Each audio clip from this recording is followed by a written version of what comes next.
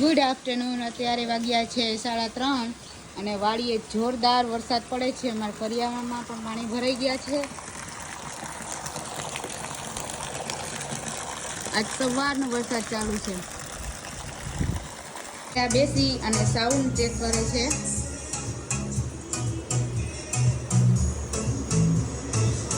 ધીમો વરસાદ ચાલુ છે અને અત્યારે વાગ્યા છે બપોરના 4:30. અહીંયા બે કાચબા બેઠા છે, નીચે ઉતરી શકતા નથી એટલે અહીંયા જ બેસશે. તો અહીંયા હંસલા ખેતરમાં ગયા હતા નાવા, નાય અને પોતાનું શરીર સાફ કરે. અહીંયા છે મિલર અને વિશ્વાસ.